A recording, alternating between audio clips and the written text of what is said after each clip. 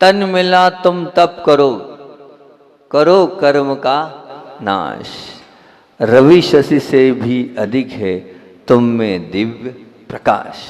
निश्चित रूप से मान के चलना, ये तन मिला है और ये तन की सार्थकता उसी में कि अगर हमने अपने कर्मों को नाश करने के लिए कुछ कर गए और कुछ करके उसको अपने जीवन में अपने आप के जीवन को उत्कृष्ट बना लिया। क्योंकि रवि शशि से भी अधिक है तुम में दिव्य प्रकाश। तुम पहचानो अपनी आत्मशक्ति को, तुम्हारे अंदर वो रवि शशि से भी अधिक आपके अंदर दिव्य प्रकाश है। क्योंकि बहुत सुंदर सी बात कि हमारी मलिनताएं हम तपस्या के माध्यम से हटा दें तो हमारी स्वाभाविक उज्ज्वलता प्रकट होने में देर नहीं लगेगी। बिल्कुल सच बात बोल रहा हूं कि अगर हमारी मलिनताएं, क्योंकि हम सब मलिन बैठे हुए हैं और मलिन हृदय वाले बैठे हुए हैं, लेकिन अगर हम तप करेंगे तो निश्चित ध्यान रखना हमारी अंदर की वो मलिनताएं समाप्त होगी और अंदर का वो स्वाभाविक उज्जवल रूप अपने आप प्रकट हो जाएगा। जो लोग 2 उपास कर रहे हैं, जो लोग 5 उपास कर रहे हैं, जो लोग 7 उपास में बैठे हैं, बताओ उनकी वासना, उनके मन में कोई पवित्रता अपवित्रता है? बिल्कुल पवित्रता, क्योंकि वो तप कर रहे हैं। उस तप के माध्यम से निश्चित मान के चलना मन पवित्र होता ही होता है। उसके माध्यम से अंतरंग परिणामों में विशुद्धि बढ़ती ही बढ़ती है। मन पाप की ओर कभी नहीं जाता है, जाएगा भी नहीं, क्योंकि वो उपवास अपने पास आने की ही एक बहुत बड़ी कला है। और जब हम और आगम को उठा के देखते हैं तो वो सुंदर सी एक लाइन मिलती है। क्या मिलती है? एक ही लाइन में बोला जाता है, इच्छा निरोधः तपा। ये आगम ग्रंथ की लाइन है कि आचार्य पूज्यपाद स्वामी ने ये व्याख्या करिए, मतलब इच्छाओं का निरोध करना ही क्या है? तप है। अब इच्छा का निरोध का अर्थ क्या हो गया महाराज जी? ये तो बहुत ऐसी बात है, क्या इच्छा का निरोध? तो मैं आपके बीच में आज उस इच्छा के विषय में बात कर रहा हूं कि इच्छाओं को जीत लेना उसको आप व्योन कह सकते हैं, और इच्छाओं के ऊपर उठ जाना उसको आप डिजायर कह सकते हैं। कि जिन्होंने इच्छाओं को जीत लिया, व्योन हो गया है वो निश्चित रूप से। तो हम सभी जानते हैं इच्छाएं अनंत हैं, उनकी पूर्ति करना संभव नहीं है। बहुत ध्यान से सुनना मैं क्या बोल रहा हूं। इच्छाएं अनंत हैं और उनकी पूर्ति करना संभव भी नहीं है, वे पूरी कभी होती भी नहीं है। और इच्छाओं की संतति सदा बनी रहती है, सदा रहेगी। जीवन पूरा हो जाए, व्यक्ति अपनी इच्छाओं को पूरा नहीं कर पाता है और इच्छाओं के कारण ही संसार का कारण फंसा हुआ है। जहां जहां इच्छाएं, संसार ही इच्छाओं से भरा पड़ा है। संसार इच्छा एक ही बात है। जब विनोबा जिससे पूछा कि भगवान कहाँ है, सुनना बहुत अच्छा लगता है मुझको ये। जब विनोबा जी से पूछा भगवान कहाँ है, बोले यही सब भगवान है, हम इनमें ही सब भगवान है। बोले कैसे भगवान है इनमें? अच्छा बताओ, आप भगवान बनना चाहते हो? आपको यही भगवान बना दूंगा मैं। आप भगवान बनना चाहते हो? हैं? उमंग दीदी बोल रही हम तो चाहते हैं, वो तेजावान है। वो दादी भी बोल रही भोपाल वाले चाहते हैं। तो दोनों सुन लेना, इनने और उनने, 2 लोगों ने। और किसने बोला है जिसकी तेज आवाज आएगी मैं तो उसको ही पकड़ूंगा? हाँ, वो उधर से, वो भी हाथ सिर पे रख रहे हैं कि बोल रहे हैं आजाद जी बोल रहे हैं क्या कि मेरे को भगवान बनना है? बोलो यहीं पर रहकर भगवान बनना चाहते हो? आप बनना चाहते हो? देखो आप लोगों ने हाँ बोला है तो फिर मैं जो बोलूँ वो करना पड़ेगा, ठीक है ना? यहाँ पर वो दादाजी भी उठ गए कि मेरे को यहीं पर रह के भगवान बनना है। बहुत अच्छी बात है। अगर वास्तविकता में यहीं पर रहकर, इस संसार में रहकर अगर आप भगवान बनना चाहते हैं तो विनोबा जी से पूछा कि क्या ऐसा हो सकता है? बोले हाँ हो सकता है। बोले कुछ नहीं, मनुष्य माइनस इच्छाएं बराबर ईश्वर। मनुष्य माइनस इच्छाएं बराबर ईश्वर, और कुछ नहीं है। बोले अगर आप मनुष्य की इच्छाएं खत्म हो जाए तो ईश्वर बन जाएगा। ईश्वर और कुछ नहीं, बहुत बड़ी बात नहीं। यहीं बैठे बैठे आप ईश्वर बन सकते हो। अपनी इच्छाओं को समाप्त कर दो। आप जब आप इच्छाओं को समाप्त कर दोगे तो आप भी ईश्वर बन सकते हो। आपको ईश्वर बनने से कोई नहीं हो सकता, और यहीं बैठे बैठे आप पूज्यता को प्राप्त कर सकते हो। क्यों आचार्य श्री जी को ईश्वर माना जाता था? उनकी कोई इच्छा नहीं थी। उनकी कोई अंदर से इच्छा नहीं थी मुझे ये चाहिए, मुझे वो चाहिए, इसलिए वो भगवान जैसे पुजाते थे पूरे संसार में। अब मान के चलना, जिनकी इच्छाएं समाप्त हो जाती है वो निश्चित रूप से भगवान के रूप में पुजाने लगता है। चाहे आप इस वेश में भी इच्छाओं को खत्म कर दोगे तो आप भी भगवान स्वरूप और भगवत स्वरूप बन जाओगे। अनेकों उदाहरण ऐसे हैं जो गृहस्थ अवस्था में भी जिन्होंने अपनी इच्छाओं को त्याग कर दिया वो पूज्यता को प्राप्त हुए हैं। उनको पूरी दुनिया ने चाहा है, पसंद किया है और लाइक किया है। आप अगर ढूंढेंगे तो आपको मिलेंगे, ऐसे लोग मिलेंगे जिनकी कोई इच्छा नहीं है, जो मिल जाए ठीक है, नहीं मिले तो भी कोई विकल्प नहीं, तो भी कोई अंदर से कोई आंतरिक परिणाम नहीं, तो भी ऐसा नहीं लग रहा मुझे ये चाहिए, मुझे वो चाहिए। तो निश्चित मान के चलना कि मनुष्य माइनस इच्छाएं बराबर ईश्वर, इस गणित को याद रखना। आप भी, ये विनोबा जी का गणित है, मेरा गणित नहीं है, आप भी ईश्वर बन सकते हैं, लेकिन अपने अंदर की इच्छाओं को आपको समाप्त करना होगा। आखिर ये इच्छा का अर्थ सांसारिक और भौतिक आकांक्षा है और कुछ नहीं है।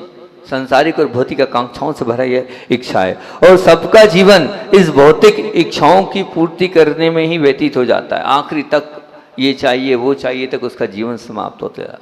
सारी आंतरिक क्षमता समाप्त कर देता है अपनी इच्छाओं को पूरा करने में। सब कुछ समाप्त कर देता है वो कि मुझे ये पाना है, उसके लिए दौड़ लगाता है, भागता है, अपने आप को परेशान और हैरान कर लेता है। और जिस आंतरिक क्षमता को विकसित करने या जागृत करने को हम अपनी स्वाभाविक उज्ज्वलता प्रकट करना चाहिए, उसमें हम इच्छाओं में लगा देते हैं और उस शक्ति को अपव्यय भौतिक इच्छाओं में की पूर्ति में होता रहता है। इसलिए सांसारिक इच्छाएं हमेशा त्याज्य कही गई है। इसलिए सांसारिक इच्छाओं को हमेशा हमारे आगम ग्रंथों में कहा है इसको छोड़ो, और अगर इसके ऊपर उठना है तो आपको तपस्या से जुड़ना होगा। आखिर तपस्या है क्या? तपस्या बोलते किसको हैं? तो कहते हैं कि इच्छाओं को जीतने का सबसे अच्छा तरीका मैं आपको दे रहा हूं, कैसे इच्छाओं को आप अपने जीवन में परिष्कृत कर बहुत अच्छा बना सकते हैं। तरीका दे रहा हूं। तो देखो, ये निश्चित बात है कि इच्छाएं तो समाप्त तो हो नहीं सकती, इच्छाएं तो आखिर तक बनी रहेगी, है ना, तभी तक हमारा जीवन बनेगा। तो मैं आपसे 3 ऑप्शन रख रहा हूँ।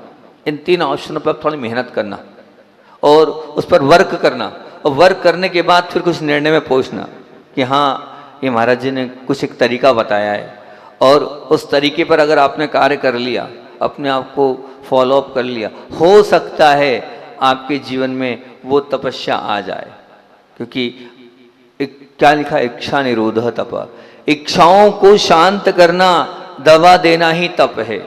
अब हम सब इच्छाओं को नहीं दबा पाएंगे, लेकिन क्या है, कैसी है, किस प्रकार से हम उसको समझने का प्रयास करें।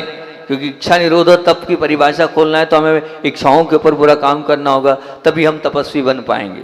ठीक, अब बात यह है कि मैं इनको 3 भागों में विभाजित कर रहा हूँ। एक, इच्छाओं को सबसे पहले तो परिष्कृत करो। दूसरी, अपनी इच्छाओं को सही दिशा दो। तीसरी, अब जो आपके अंदर की उठने वाली इच्छाओं का अवलोकन करो, जो असंभव इच्छाओं जिनकी पूर्ति करना मुश्किल है उनको अलग करो। फिर से बोलूं, अपनी इच्छाओं को परिष्कृत करो। मतलब क्या होगा? परिष्कृत करने का तात्पर्य ये कि ये मेरी इच्छा क्या सच्ची है। अगर सच्ची है तो उन इच्छाओं को सही दिशा दो। जिस मार्ग से मुझे वो इच्छा प्राप्त हो सकती है उस मार्ग में लग जाओ, और वो परिष्कृत होना चाहिए, लेकिन तभी उसको सही दिशा दो। और अगर मान लो उन इच्छाओं में उठने का अवलोकन करो कि इसमें कुछ इच्छाएं ऐसी होती जो असंभव है, उन असंभव इच्छाओं जिनकी हम पूर्ति नहीं कर सकते हैं उसको अब आप पहले ही अलग कर दें तो बहुत अच्छी बात है। जिनकी पूर्ति से जीवन में कोई भी लाभ नहीं, उनके लिए समय, धन, शक्ति क्यों हम समाप्त करें? बिल्कुल नहीं करना। जिन इच्छाओं की पूर्ति में हमारा समय भी समाप्त हो रहा है, हमारा धन भी व्यय हो रहा है और हमारी अंतरंग की शक्ति भी समाप्त हो रही है, उन इच्छाओं में हमें बिल्कुल भी अपने आप को समाप्त नहीं करना है। फिर क्या? फिर मैं तो आपसे एक ही बात बोल रहा हूँ, बहुत सुंदर सी बात बोल रहा हूँ। ये 3 बात कि इन इच्छाओं को 3 भागों में विभाजित करो। पहला, कौन सी इच्छाएं आवश्यक है, अपने जीवन को नोट करो कि मेरी जीवन की कौन कौन सी इच्छाएं जो बहुत जरूरी और आवश्यक है। दूसरा, कौन सी इच्छाएं जो अनावश्यक है, जिनके बिना मैं रह सकता हूं, मैं जबरदस्ती उनको अपने मन में पाल रखी है कि मुझे ये चाहिए। अनावश्यक इच्छाओं को अलग करो। तीसरा, कौन सी इच्छाएं जो असंभव है, जो मैं कर ही नहीं सकता हूँ लेकिन फिर भी इच्छा रखिएगी। इन 3 चीज़ों में आप अपनी इच्छाओं को बांटो। मेरी कौन सी इच्छा जो आवश्यक है, जरूरी है मेरे लिए, आप दूसरा कौन सी है जो कोई काम की ही नहीं है, अनावश्यक है, और कौन सी है जो असंभव है, जिनको मैं प्राप्त ही नहीं कर पाऊंगा। आप जब इन इच्छाओं को 3 भागों में बांटोगे तो बहुत कुछ मामला हल्का हो जाएगा आपका, और बहुत कुछ आपको ऐसा लगेगा कि मुझे ये कम कर देना चाहिए, मुझे मैं क्यों सोच रहा हूँ जब वो चीज़ हो ही नहीं सकती है, जब वो चीज़ मेरे कब्जे में ही नहीं है, तो मैं क्यों अपनी इच्छाओं को और अपने अंतर के परिणामों को खराब करके पाप कर्म का बंद करूं। क्योंकि निश्चित मानना कि कोई बंगला देखा आपने, उस बंगले को ना आप खरीद पा रहे हो, ना आपकी कोई कैपेसिटी की खरीद पाओगे, पर उसकी तारीफ, उसकी प्रशंसा और उसके भाव कर दिए आपने, काश मेरा ये बंगला, मैं भी ये, काय को वो इच्छा कर रहे हो। अरे जहाँ हो वहीं अच्छे से रहो ना, उसी में संतुष्ट रहो ना, उसी में अपने आप को बहुत अच्छा मानो ना, तो बहुत अच्छी बात है कि। तो सबसे पहली बात तो आवश्यक इच्छाएं आप बिल्कुल करना चाहिए, मैं मना नहीं कर रहा हूँ, आप उस पर काम करना चालू कर दो। अनावश्यक इच्छाओं को आप निकाल दो कि जिनके माध्यम से मेरा भला नहीं होना है, मेरा जीवन गर्त की ओर जाना है। और तीसरा, जो असंभव है उन इच्छाओं को भी बिल्कुल बिल्कुल बिल्कुल समस्त पे दूर कर दो। ये ऑब्जर्वेशन आपको खुद को करना पड़ेगा कि मेरी क्या क्या इच्छाएं, उन इच्छाओं में से कौन सी योग्य है, कौन सी अयोग्य है, कौन सी बिल्कुल करने योग्य ही नहीं है। अगर ये कर लोगे तो बहुत कुछ आप अपडेट हो जाओगे और बहुत कुछ आपके जीवन में सुधारता की ओर जाएगा। यदि केवल इन इच्छाओं की पूर्ति करें जिनसे अपना और सारे जगत का कल्याण हो, वही सच्ची साधना और वही सच्ची तपस्या है। वही इच्छाओं को पूरा करें जिसमें मेरा भी कल्याण हो और साथ साथ में मेरे साथ में रहने वालों का भी भला हो, तो समझ लेना वो तपस्या है और वही साधना है, उसी को साधना मानना। जब कभी तपस्या की बात आती है तो हम हमेशा निश्चित रूप से यही कहते हैं कि ये तपस्या उपास की तपस्या नहीं। मैं ये कह रहा हूँ कि नहीं, अपनी इच्छाओं को रोकने और अपनी इच्छाओं को सबके लिए उपयोग करना, ये भी एक प्रकार से तपस्या ही होगी। और अब हमारे अंदर शक्ति नहीं है, हम नहीं कर पाएंगे, हमारे अंदर ताकत नहीं है कि हम कुछ कर पाएँ, नहीं, ऐसा मत मानना। ये आपकी बहुत गलत धारणा है कि मेरे अंदर ताकत नहीं है और मैं नहीं कर पाऊंगा, बिल्कुल भी ठीक नहीं है बात। बस शक्ति नहीं, ये बात नहीं है, शक्ति तो है लेकिन शक्ति को आपने सही दिशा में नियोजित नहीं किया, इसलिए मामला गड़बड़ा रहा है। वही लोग हैं, आप ही लोग हैं, आप ही लोगों के बीच में जिनने एक आसन आज तक नहीं किया, एक आसन कर रहे हैं, जिनने उपास नहीं किया। हमारे भोक्ता वाले भैया जीवन में कभी उन्होंने उपास नहीं किया, भोक्ता वालों के साथ जो आए हैं महाराष्ट्र वाले, मैं भूल गया, नहीं वो तो करता आया है, हाँ, कभी जीवन में उपास नहीं किया, 2-3 उपास हो गए। थी शक्ति, थी अपार शक्ति उनके अंदर थी, तभी तो उन्होंने वो अपने आप के जीवन को धन्य और महान बनाया है। नहीं तो कौन बना पाता है, कौन कर पाएगा। नहीं, मुश्किल हमने मानी है, मुश्किल है नहीं कुछ करना। हम चाहे जो कर सकते हैं, हमारे अंदर ताकत है, सामर्थ्य है। मैं आपसे बोल रहा हूं, मान लीजिए आपको आना है, कहाँ से आना है, यहाँ दूर घर किसका आएगा, दूर घर मान लो किसका, मान लें हम बहुत दूर, मिंटू लाल जी का घर बहुत दूर है, हम गए थे, बहुत दूर लेके गया हर के लिए, जाना भी पड़ता था पड़गान के लिए, इतनी दूर, ठीक है ना। अब मिंटू लाल जी से बोलूँ आप तो दिन में 3 बार आ जाएगा और 2 बार जाएगा पैदल, तो वो क्या बोल देंगे, तो मिंटू लाल जी, अरे महाराज पैदल वैदल नहीं, मैं तो गाड़ी से ही आऊँगा, इतनी ताकत कहाँ शरीर में है कि मैं पैदल आऊँ दर्शन करने आपके, मैं तो कैसे आऊँगा, गाड़ी से ही आऊँगा। कोई बात नहीं, अभी सामर्थ्य नहीं है 2 किलोमीटर आने की भी। वही शरीर जब शिखर जी जाता है तो 27 किलोमीटर की यात्रा कर लेता है, कहां से ही ताकत। वही शरीर कहां जा रहा है, शिखर जी जा रहा है, वही शरीर तो है जो 2 किलोमीटर पैदल नहीं आ रहा था अभी हमारे दर्शन करने, और वो 27 किलोमीटर चल लिया। मतलब कोई अलग शरीर है क्या, नहीं भैया, अंदर की मानसिकता बदली कि नहीं, मुझे शिखर जी की वंदना करना ही करना है और पैदल ही करना है, डोली से नहीं करना है, तो अपने आप सब होता चला जाता है। मतलब शक्ति जगाओ, भक्ति जगाओगे तो शक्ति प्रकट होगी, और शक्ति प्रकट होगी तो उसकी अभिव्यक्ति होगी, और अभिव्यक्ति होगी तो निश्चित शक्ति हमारे पास है, उसे हमें पहचानना पड़ेगा और उसे उपयोग करना पड़ेगा। हर आत्मा के अंदर अपार शक्ति है, बस अब उस अपार शक्ति को पहचानना है और उसको सही दिशा देना है। मैं आपसे और पूछता हूँ, आपने उस आगम ग्रंथ के उस उदाहरण को सुना होगा, उस उदाहरण को सुनने के बाद आपको लग रहा होगा कि हाँ मैं कोई गलत तो बोल नहीं रहा हूँ, क्योंकि सब जानते हैं और भजन तो बहुत आप लोगों ने सुना है कि सुकुमार को आप याद करो, वो रत्नों का कंबल भी जिनको चुभता था, वो रत्न के प्रकाश की रोशनी भी जिनकी आंखों में ऐसी सूरज जैसी ऐसी चमचमाती, वो जो कमल की पाखड़ियों को भिगा भिगा कर क्या वो चावल के दाने खाते थे, ऐसे वो राजा के राजपुत्र थे कि चावल जब बताने गए नहीं खा पाए, वो कमल के पत्ते में शायद भिगो के और फिर उसके बाद जो बनते थे, ऐसा वो भोजन उनका था। जब वही व्यक्तित्व मुनि बना और कोई दूसरा नहीं था, जब वही व्यक्तित्व मुनिचर्या के अंतर्गत आया, शालिनी और 2 बच्चों के साथ 3 दिन तक चूस चूस कर खा रहे थे। क्या बताऊं, कोई फर्क नहीं पड़ रहा है, क्या कहानी है ये, कोई अंतर नहीं बढ़ रहा है, वही तो शरीर है, वही तो सहनन है। कोई बदल गया क्या शरीर, क्या सहनन बदल गया, क्या क्या बदल गया, बदला क्या, विचार करना, दृष्टि बदल गई तो मन बदल गया, दृष्टि बदल गई तो मन बदल गया। निश्चित रूप से आप दृष्टि बदल दोगे तो सब कुछ आपका अपने आप हो जाएगा। शरीर के साथ आत्म बुद्धि अगर हमने बदल दी तो अपने आप हमारे अंदर सामर्थ्य है, हम ही 10 उपवास भी कर सकते हैं, हम ही अपने आप को एक आहार एक उपवास के साथ भी एडजस्ट कर सकते हैं। वही शरीर है तो 24 घंटे में कितनी बार खाता था नहीं पता, वही आया 2 टाइम पर, वही आया 1 टाइम पर, और वही आ गया और आगे आगे भी वही शरीर है।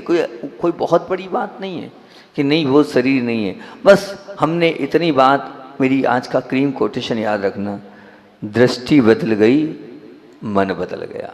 अपनी दृष्टि को आप बदल लोगे तो सब कुछ बदल जाएगा। मान लीजिए महाराज जी नहीं है, आप तो कह रहे हो, मैं आपको बता दूं, आप भी इसी प्रकार के जितने लोग बैठे हुए हैं, प्रैक्टिकली बता रहा हूँ आप लोगों को, आपका उदाहरण आपको दे रहा हूँ, ठीक है। बहुत भूख लग रही थी, बहुत ध्यान से सुनना, बहुत भूख लग रही थी और बहुत भूख लग रही थी, आपको रोटी खाना ही था, उतने में गिराक आ गया और इतना बड़ा गिराक था उसको आप छोड़ नहीं सकते थे। बोलो गिराक आ गया, सोने चांदी वाला तो वो छोड़ेगा नहीं, है ना। गिराक आ गया, कहाँ चली गई भूख, 2 घंटा भूख का पता नहीं चला, कहाँ से आ गई वो सामर्थ्य।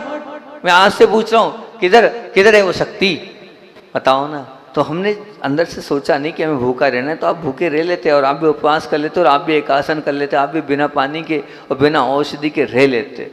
रहने की सामर्थ्य हमारे अंदर है, मानना, आप विश्वास करोगे तो शक्ति अपने आप आएगी। बहुत सारे लोग हैं जिन्होंने औषधि का त्याग कर दिया और बस अपने अंदर की ताकत नहीं, सब मेरे अपने से होगा, मेरे अंदर वो सामर्थ्य है, महाराज जी का आशीर्वाद है। भाषा में बहुत सारे लोग थे जिन्होंने औषधि नहीं ली पूरे 4-4 महीने, बीपी वाले हैं, शुगर वाले हैं, सबका कल्याण होता गया, सबको विश्वास था, सबका अच्छा होता गया। निश्चित मान के चलना, क्योंकि तब अपने आप में आपके अंतरंग के परिणामों की विशुद्धि से ही तप होता चला जाता है। आप मान लीजिए, अगर मैं आपसे यही बोल रहा हूँ कि पूज्य गुरुदेव का ये जो 2 लाइनें शुरू में मैंने सुनाई, वो कोई छोटी मोटी बात नहीं है। क्या बोला मैंने, तन मिला तुम तप करो, करो कर्म का नाश, रवि शशि से भी अधिक है तुम में दिव्य प्रकाश। तुम अपनी कीमत समझो, अपार बल है तुम्हारे अंदर, अनंत शक्ति है तुम्हारे अंदर। तुम ये धारणा क्यों बना रहे हो कि मुझसे नहीं होगा, ये जीवन से निकाल दो कि मुझसे नहीं होगा। नहीं, तुमसे ही होगा और तुम्हारे अंदर ही वो ताकत है जिसके माध्यम से तुम कर सकते हो। वो ताकत है। मैं आपको पहले एक उदाहरण, फिर मैं वो भूल जाऊंगा जो मुझे याद करना है, मैं फिर वो भूल जाता हूँ, फिर समय हो जाता है। तो मुख्य बात मुझे पूज्य गुरुदेव की बोलनी थी, पहले वो बोल दूँ, फिर आगे की बात समय रहा तो बात करूँगा। कि बहुत अच्छी बात बता रहा हूँ, पूज्य गुरुदेव के पास जब भी कोई व्यक्ति आता था तो आचार्य श्री जी हमेशा एक बात, क्योंकि ये मौका मुझे बहुत मिला है, कभी कोई बीमार हो उसके साथ जाने का, हमेशा उसके लिए करने का, और पुण्य भी ऐसा था कि केस अपने हाथ में आता था। कोई अस्वस्थ होता था तो अधिकतर जो है आखिर के 2-3 साल में तो हम ही गए हैं। पहले तो पूज्य प्रसाद सागर जी जाते थे, लेकिन अंत के समय में तो पूरा ही डिपार्टमेंट हमारे पास आ गया था, पूरी औषधि का डिब्बा हम ही जाते थे और हम ही उस सब कुछ व्यवस्था को संभालते थे। तो अब जब भी जाता था तो पूज्य गुरुदेव एक नियम सबको देते थे, सिर्फ एक नियम, पहले बात करते थे, समझते थे, और आचार्य महाराज कहते थे रात्रि जल का त्याग है क्या? क्या पूछते थे? रात्रि जल का त्याग है क्या? तब जो सामने वाला पेशेंट रहता है वो एक ही बात बोलता है, कोई कैंसर से पीड़ित, कोई किडनी से पीड़ित, कोई कुछ अपनी प्रतिकूलता व्यक्त करता था। आचार्य बोलते थे विश्वास रखो, सब अच्छा हो जाएगा, अगर हो जाए तो कर लो। इसके अलावा ये नहीं कर लो, मैं तो बोलता कर लो कर लो, पर वो क्या बोलते थे? हो जाए तो कर लो। अब जब गुरुजी ने हो जाए तो कर लो, फिर कोई मना करता है क्या? उनके सामने किसी की ताकत है मना कर दे? ठीक है ना। हमारी बात शायद आप नहीं मानोगे, हमने कहा 108 लोग चाहिए हमें। अब 108 लोग आए नहीं आए, मेरी किस्मत में होंगे तो आएंगे, नहीं तो नहीं आएंगे। किस्मत में होंगे जब तो आप मानोगे, आएंगे, नहीं तो नहीं आएंगे। नहीं तो अपने चिल्लाने से क्या होगा? कुछ बोलने से कुछ होगा नहीं। ठीक है ना, इतना ही कर लेना, कोई बड़ी बात नहीं, इतनी बात ही हो जाएगी तो बहुत अच्छी बात है। ऐसे ही जब पूज्य गुरुदेव से के पास कोई आता है तो ये वाली बात मैंने आपसे कहा करते हैं, तो मैं आपको एक बहुत सुंदर सी बात बता रहा हूँ कि पूज्य गुरुदेव के पास एक भैया जी नरसिंहपुर से पद विहार करते हुए आए, और मैं तो नहीं जानता था उस वक्त, तो वास्तविकता में मैं मतलब बहुत कम बोलता था और मैं ऊपर बैठा था, और वो भैया जी हमसे आके मिले और उन्होंने सब बताया। बोले मैं भूखा प्यासा अन्न जल का मैंने नरसिंहपुर से पद विहार करते हुए यहाँ बीना बार आया हूँ, और कैंसर का मुझे रोग है। तो हमने कहा बहुत, मुझे देखकर लगा, मैंने कहा हाँ, नव युवक, एक इतना सुंदर सा बालक, दिखने में भी इतना सुंदर और इस प्रकार से है। तो आचार्य श्री के पास पहुंचाया, आचार्य श्री ने बहुत देर तक उनको समय दिया, और समय देने का बहुत अच्छे से आशीर्वाद दिया, और इतना कहा तो बोले डॉक्टर ने तो कह दिया है कि अब ज़्यादा नहीं है, अपने हिसाब से आप देख लो। तो आचार्य श्री बोले चिंता नहीं करो, हमारा आशीर्वाद है ना, अभी एक नियम ले लो। बोले क्या? आपको रात्रि जल का त्याग करना है और कुछ नहीं करना है। बहुत बड़ा तप होता है रात्रि जल, बहुत संबुद्ध, बहुत बड़ा तप होता है। बोले रात भर का उपवास हो जाएगा आपका, है ना, आप इतना सा नियम लो, हम आशीर्वाद दे रहे हैं।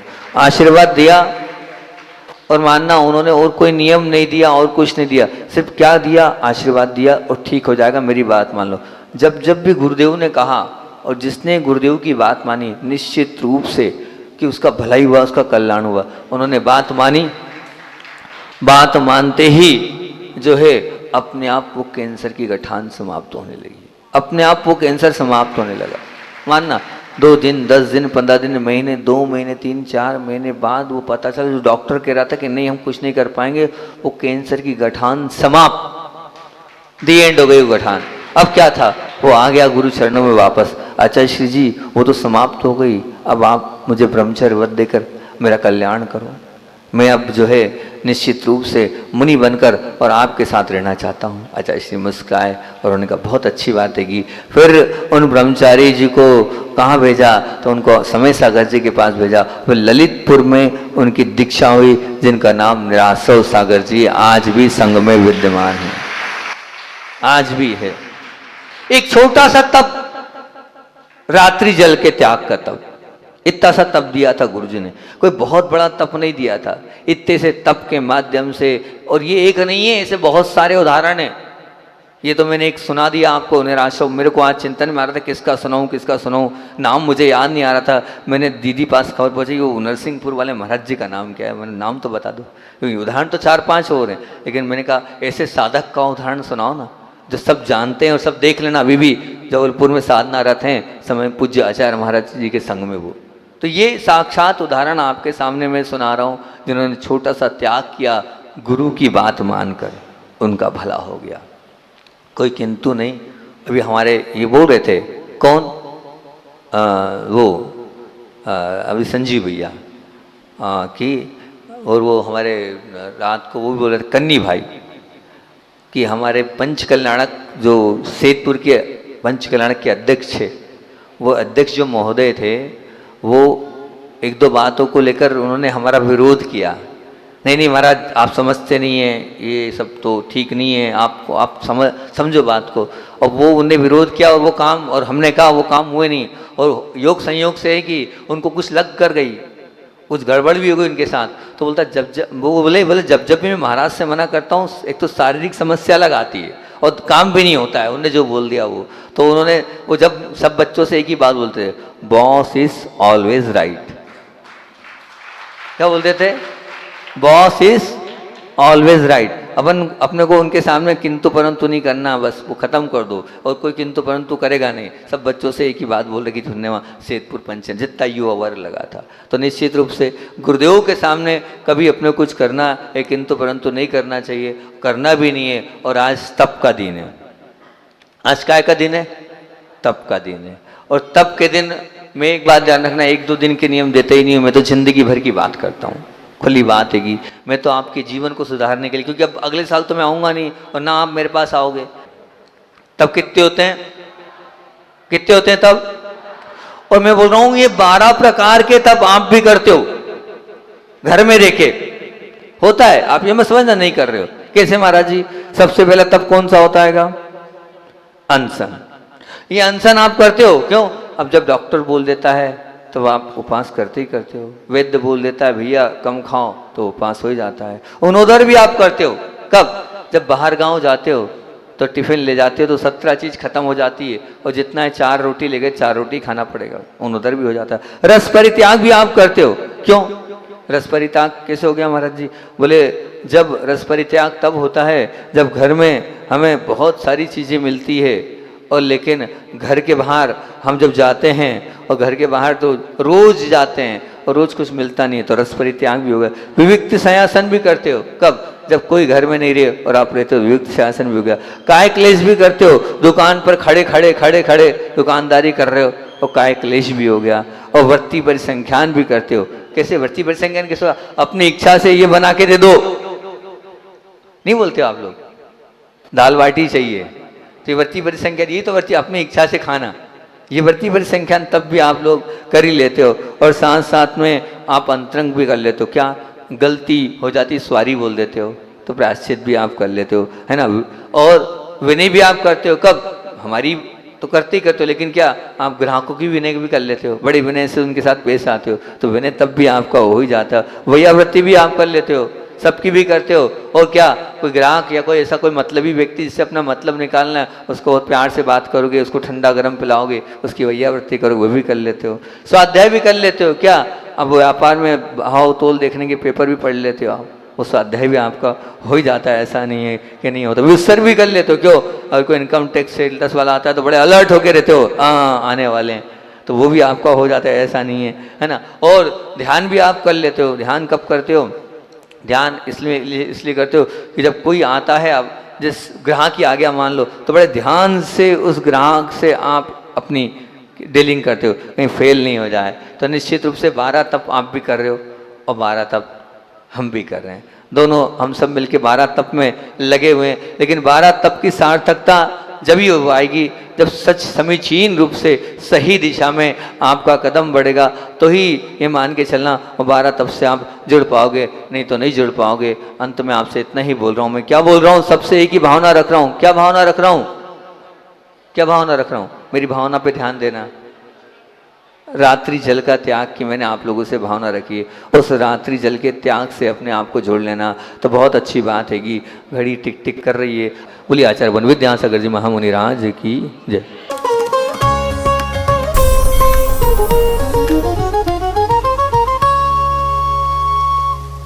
मध्य प्रदेश